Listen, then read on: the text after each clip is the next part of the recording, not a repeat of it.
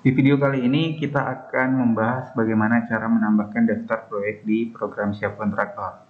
Jadi daftar proyek ini merupakan langkah awal sebelum kita menginput BQ, sebelum kita menginput RAP, permintaan bahan, dan lain-lain. Untuk menunya kita bisa pilih menu data, dan di sini ada pilihan daftar proyek. Kita klik, dan ini merupakan menu utama dari menu daftar proyek. Dan di sini ada beberapa filter yang nanti akan berguna ketika proyek kita sudah banyak. Jadi ini kita bisa pilih untuk menyesuaikan dengan data yang kita cari. Dan untuk menginputnya kita bisa langsung pilih di bagian kiri bawah ada pilihan input. Di sini ada tulisan tambah data proyek, silakan diklik. Nah, ini merupakan kolom isian yang harus kita isi untuk menambahkan data proyek. Di sini ada pilihan kantor, silakan disesuaikan. Nama perusahaan, kemudian departemen disesuaikan dengan data yang kita miliki. Dan di sini ada kode proyek.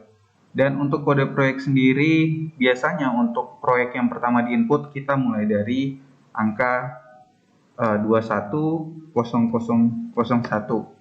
Nah, 21 ini menandakan tahun di mana proyek ini diinputkan di program Siap. Kemudian 0001 itu merupakan proyek yang pertama kali diinput di program Siap Kontraktor.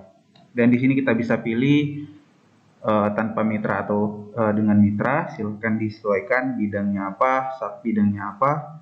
Kemudian nama proyeknya, misalnya pembangunan gedung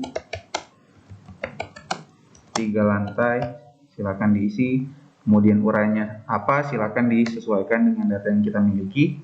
Dan di sini ada pilihan nomor SPPPJ-nya. Ini merupakan surat penunjukan yang diberikan kepada penyedia barang atau jasa, yaitu biasanya ada dapat. Dan jika kita mau upload surat resminya, itu bisa kita buat filenya menjadi PDF. Kemudian di sini kita bisa klik kanan untuk menginput PDF yang kita sudah scan dalam bentuk PDF-nya, nanti akan terinput di program Siap Kontraktor. Tanggalnya disesuaikan, dan ini adalah tanggal prakontraknya, tanggal mulai kontraknya, silakan disesuaikan dengan data yang dimiliki. Tanggal selesai kontrak bisa diisi, contohnya gini. Kita langsung bisa ketik misalnya tanggal 14 bulan Desember 2022. Itu nanti dari mulai tanggal mulai kontraknya sampai dengan tanggal selesai kontraknya, di sini akan terhitung waktu kerjanya itu ada total 367 hari. Dan untuk tanggal selesai pemeliharaan, silakan disesuaikan misalnya tanggal 14 bulan 5 tahun 2023. Waktu pemeliharaannya itu ada 151 hari. Ini hanya contoh saja. Kemudian di bagian bawahnya ada tanggal mulai schedule. Nah, tanggal mulai schedule ini merupakan perencanaan yang nanti akan kita inputkan per pekerjaan di program Siap Kontraktor. Nah, tanggal mulainya ini akan mengikuti tanggal mulai yang kita inputkan di daftar proyek ini. Jadi silakan disesuaikan tanggal selesai schedule-nya kapan. Nanti kita tinggal input sesuai data yang dimiliki. Kita mengikuti tanggal mulai kontrak sampai tanggal selesai kontraknya. Jadi sekitar 367 hari, 52 minggu. Dan di sini nomor kontraknya silakan diisi, tanggal kontrak kita sesuaikan dengan surat yang kita miliki atau dengan data yang kita miliki. Lokasi proyek misalnya di Jakarta, silakan diisi. Di sini kita bisa langsung pilih mau Jakarta mana. Contohnya Jakarta Timur. Provinsinya di sini sudah otomatis terisi ketika kita memilih kotanya. Di sini juga kita bisa input nama project manajernya, silakan disesuaikan.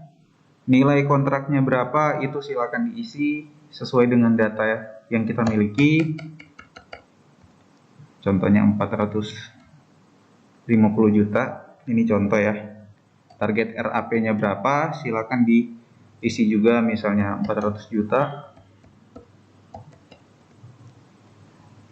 Dan status proyek kita bisa pilih di sini apakah dalam masa persiapan, sudah berjalan, dan juga bisa kalau sudah selesai proyek kita bisa pilih proyek yang sudah selesai. Oke, kita pilih yang proyek dalam masa persiapan. Pengguna jasanya siapa? Ini kita bisa isi nanti di menu data sebelum di sini.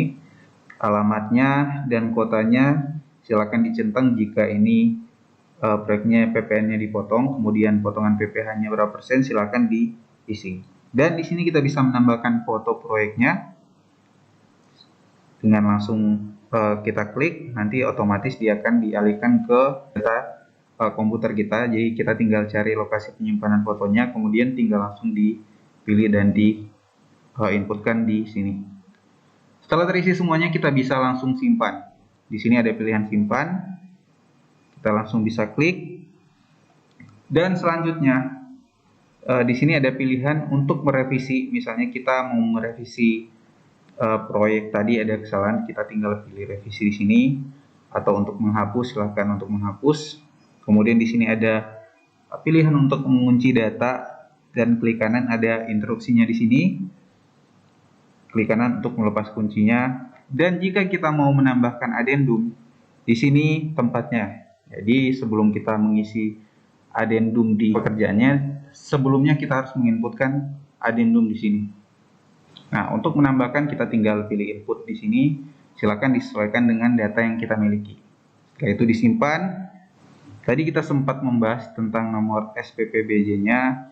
Kalau kita mau melihat tanpa harus membuka datanya, kita bisa langsung klik di sini untuk melihat dokumen yang berbentuk PDF.